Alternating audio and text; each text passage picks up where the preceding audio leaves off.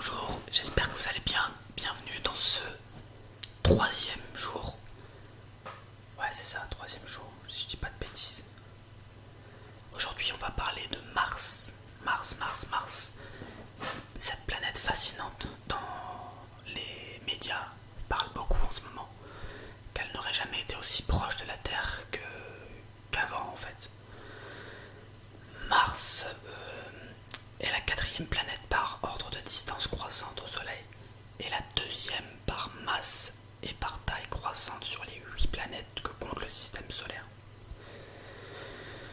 Son éloignement au Soleil est compris entre 1,381 et 1,666.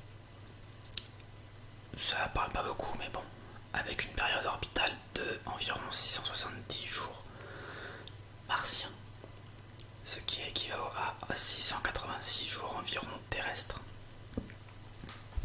Une petite brosse.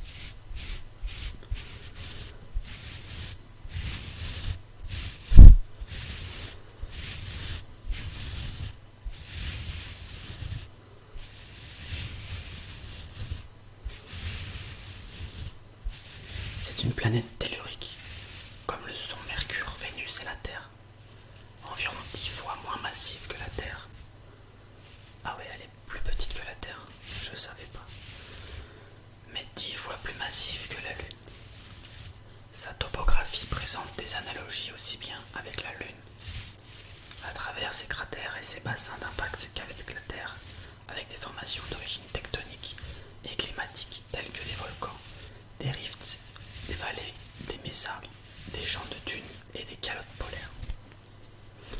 La plus grande montagne du système solaire, Olympus Mons, qui a aussi un volcan bouclier, est le plus grand canyon, Valmarineris, se trouvant sur Mars.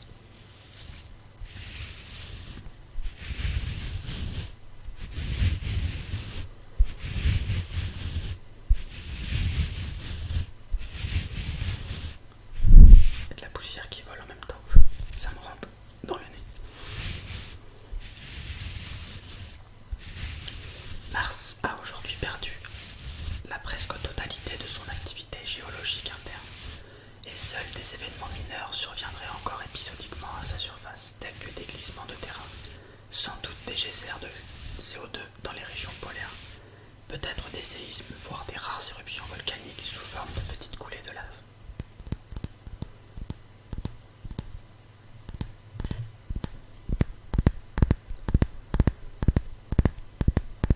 Alors je précise que ce n'est pas ma brosse à barbe, même si ça pourrait faire l'affaire aussi. La période de rotation de Mars est de même ordre que celle de la Terre, et son obliquité lui confère un cycle des saisons similaire à celui que nous connaissons. Ces saisons sont toutefois marquées par une excentricité orbitale, 5 fois et demi plus élevée que celle de la Terre, d'où une asymétrie saisonnière sensiblement plus prononcée entre les deux hémisphères.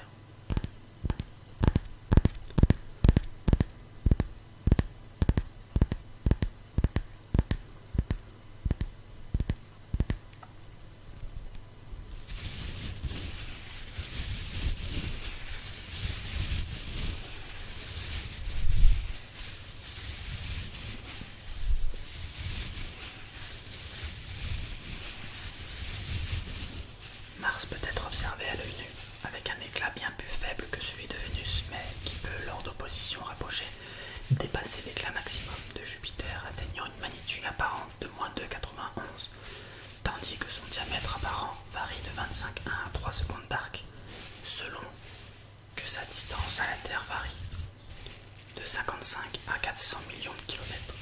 Eh ben, Mars a toujours été caractérisé visuellement par sa couleur rouge, due à l'abondance de l'hématite amorphe, de l'oxyde de fer en gros. À sa surface, c'est ce qui l'a fait associer à la guerre depuis l'Antiquité, d'où son nom en Occident d'après le dieu Mars de la guerre, dans la mythologie romaine, assimilé au dieu Arès de la mythologie grecque. En français, Mars est souvent surnommé la planète rouge en raison de cette couleur particulière. Avant le survol de Mars, par Mariner 4 en 1965, on pensait que formes de vie similaires à celles existant sur Terre pouvaient s'y être développées. Thème très fréquent, thème très fécond en science-fiction.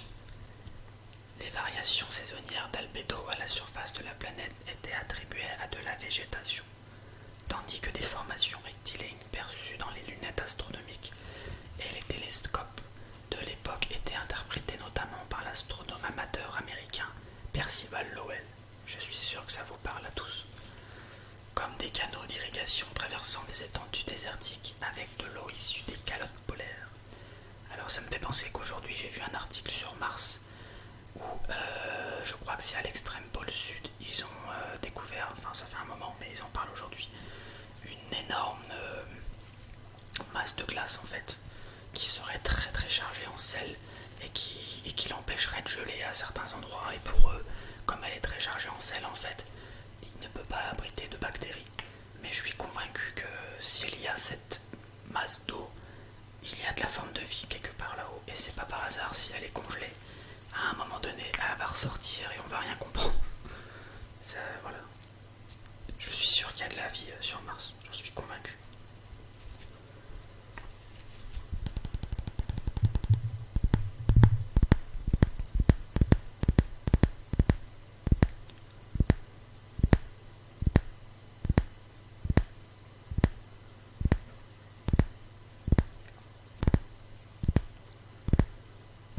Toutes ces spéculations ont été balayées par les sondes spatiales qui ont étudié Mars dès 1965. Mariner 4 permit de découvrir une planète dépourvue de champ magnétique global, avec une surface cratérisée rappelant celle de la Lune et une atmosphère ténue. Depuis lors, Mars fait l'objet de programmes d'exploration plus ambitieux, sans compter tout ce qu'ils doivent nous cacher bien sûr, que pour aucun autre objet du système solaire.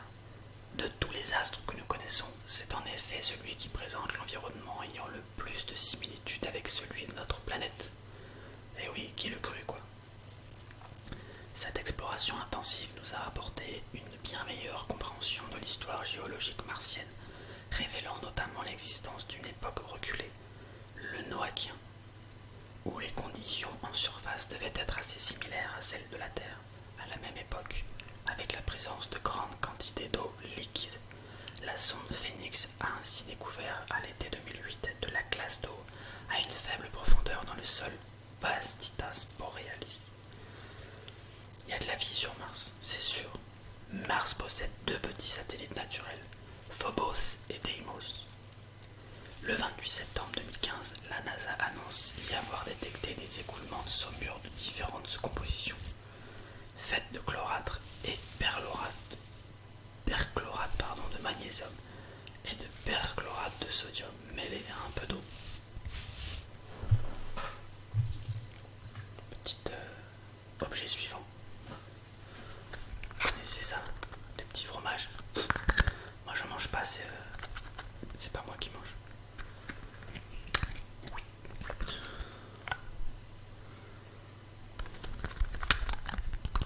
Ça fait un petit bruit intéressant.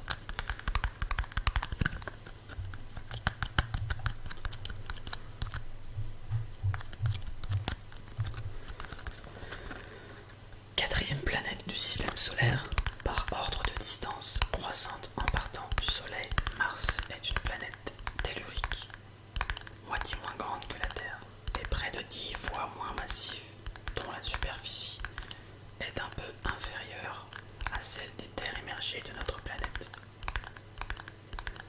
La gravité y est le tiers de celle de la Terre, tandis que la durée du jour solaire martien, appelé Sol, excède celle du jour terrestre d'un peu moins de 40 minutes. Mars est une fois et demie plus éloigné du Soleil que la Terre, sur une orbite sensiblement plus elliptique, et reçoit selon sa position sur cette orbite entre 2 et 3 fois moins d'énergie solaire que notre planète. L'atmosphère de Mars étant de surcroît plus de 150 fois moins dense que la nôtre, et ne produisant par conséquent qu'un effet de serre très limité.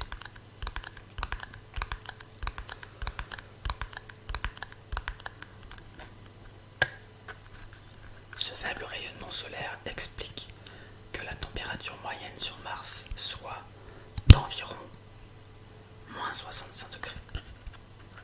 Ce tableau ci-dessous permet de comparer les valeurs de quelques paramètres physiques entre la Terre et Mars, mais bien sûr vous n'allez pas pouvoir le voir, il est bien trop long et compliqué.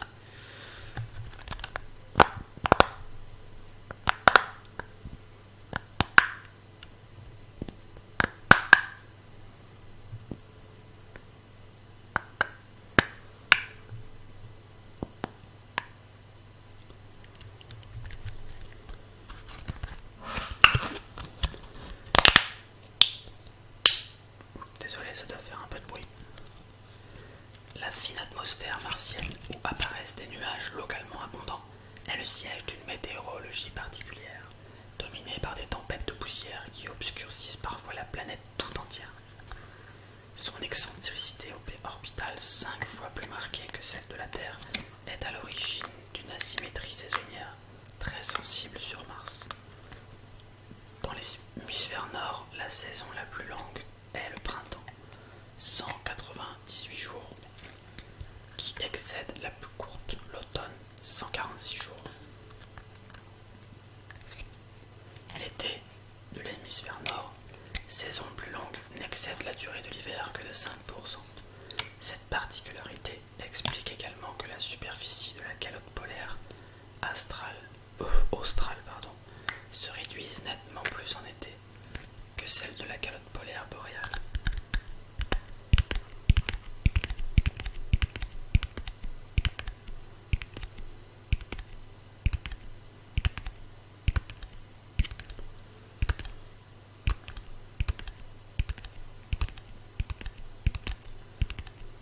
La distance moyenne de Mars au Soleil est d'environ 227 millions de kilomètres. Cette distance varie entre une périhélie de 1,381 et un aphélie de 1,666, correspondant à une excentricité orbitale de 0,093335. La période orbitale de Mars est de 686 jours terrestres, soit 1,8808 années terrestres, et le jour solaire y dure 24 heures 39 minutes et 35 secondes. Oups.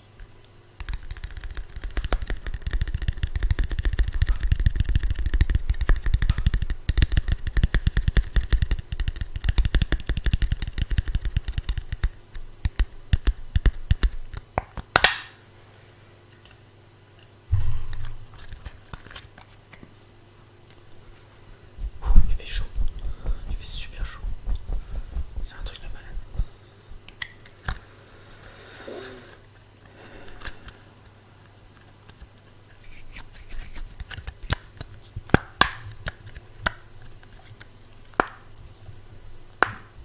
Mars est la planète extérieure la plus proche de la Terre. La distance qui sépare les deux planètes est la plus faible lorsque Mars est en opposition, c'est-à-dire lorsque la Terre s'intercale entre Mars et le Soleil. Toutefois, compte tenu de l'inclinaison ou de l'excentricité orbitale, le moment précis où Mars est la plus proche de la Terre peut différer de quelques jours du moment de l'opposition astronomique.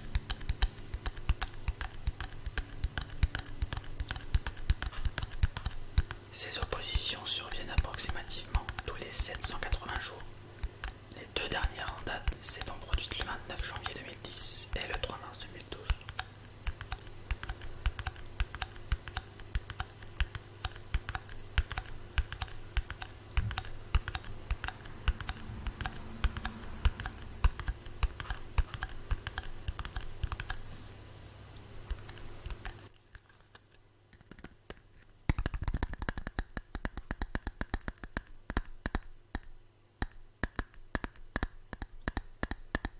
Je vais changer d'objet après.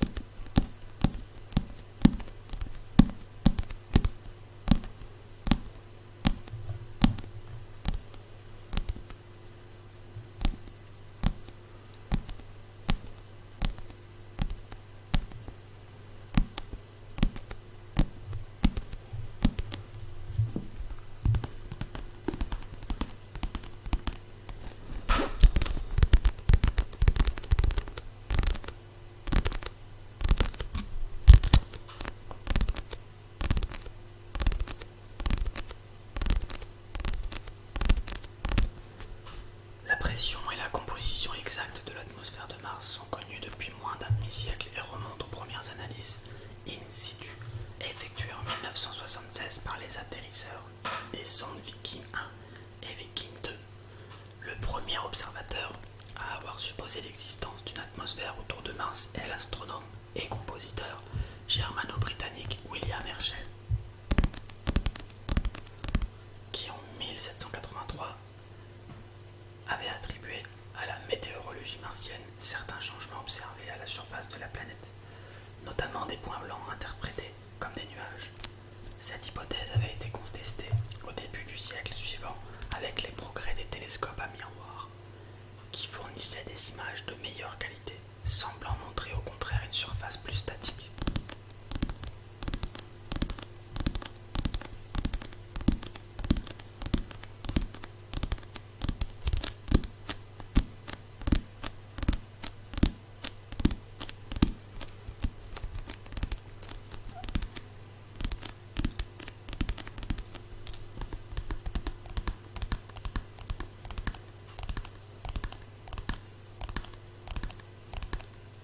Jusqu'à ce que surgisse à la fin du XIXe siècle le débat sur la réalité des canaux de Mars observés en Italie et popularisé par l'astronome amateur américain Percival Lowell.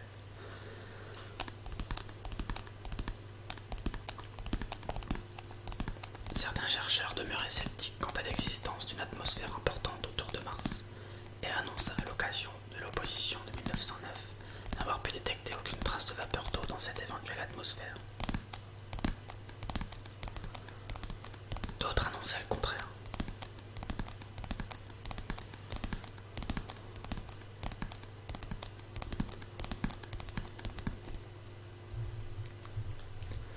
On sait aujourd'hui que Mars possède une atmosphère ténue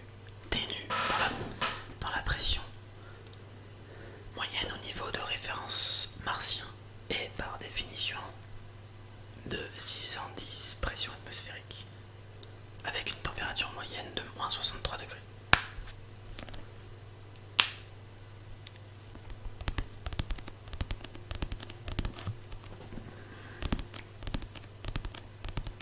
Elle est composée principalement de dioxyde de carbone, d'argon et d'azote. Vient ensuite l'oxygène, très peu d'oxygène, monoxyde de carbone, vapeur d'eau, monoxyde d'azote. Divers autres gaz sont présents à l'état de trace, à des concentrations ne dépassant jamais quelques parties par million, notamment le néon, le krypton, le méthanal, le xénon, l'ozone et le méthane. La concentration atmosphérique moyenne de ce dernier étant de l'ordre de 10,5. La masse molaire moyenne des constituants gazeux de l'atmosphère de Mars serait de 43,34.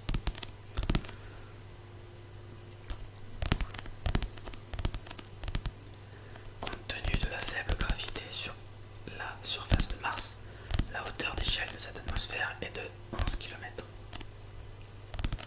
Plus d'une fois et demie celle de l'atmosphère terrestre, qui n'est de 7 km seulement.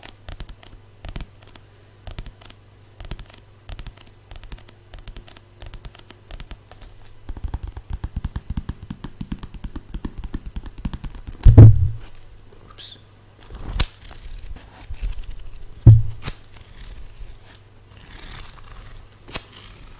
Ça fait un petit peu d'air. Ça fait du bien.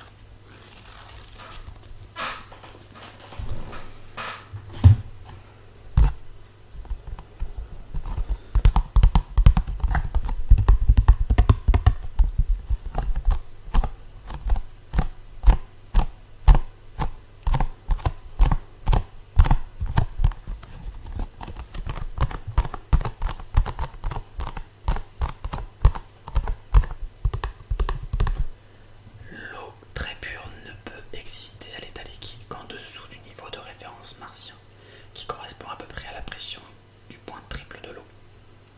À ce niveau, pour peu que la température soit suffisante, 0 degré pour de l'eau pure, mais seulement moins 23 degrés pour de nombreuses solutions salines. Pour certains mélanges de solutions d'acide sulfurique, l'eau peut se trouver est sous ses trois états physiques, gazeux, liquide et solide.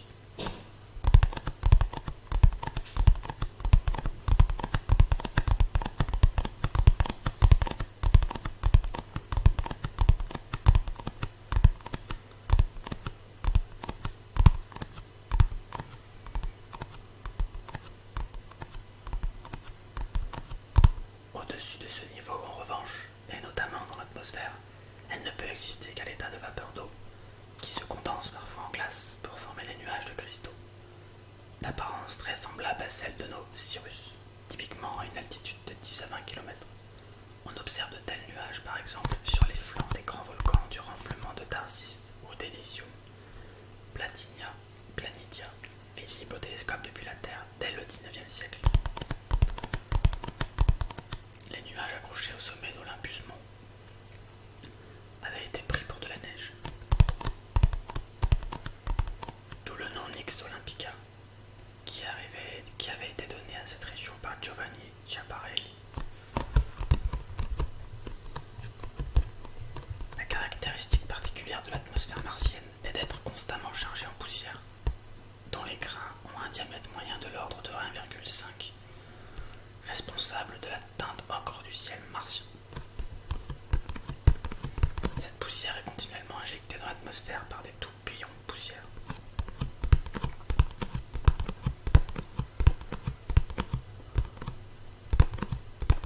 De tels tourbillons sont loin d'être anecdotiques.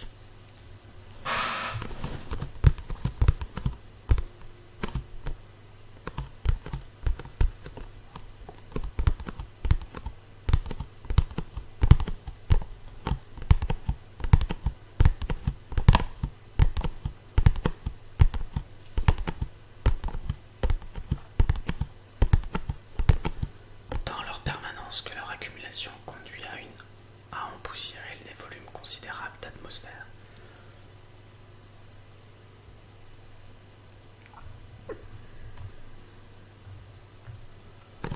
Les grains de poussière en suspension dans l'atmosphère sont responsables de la couleur rouille de cette lune dernière qui vire au bleu autour du soleil lors de son coucher.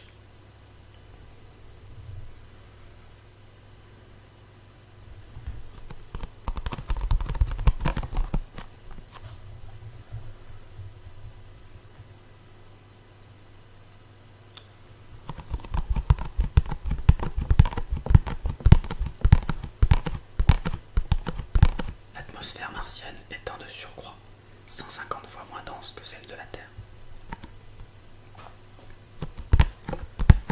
Je rappelle qu'il fait environ moins 63 degrés là-bas.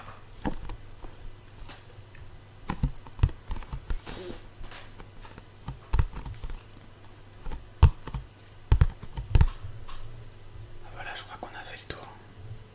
Il y a beaucoup de choses encore à dire, mais la vidéo serait beaucoup trop longue.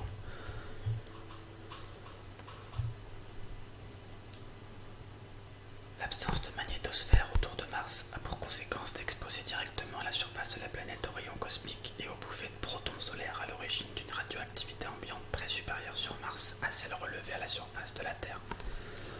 J'ai perdu mon souffle.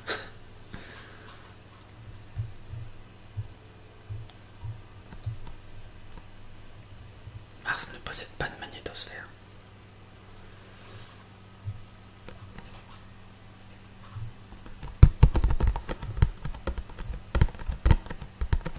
Voilà les amis, ça sera tout sur Mars. C'est une planète très intéressante où il se passe des phénomènes météorologiques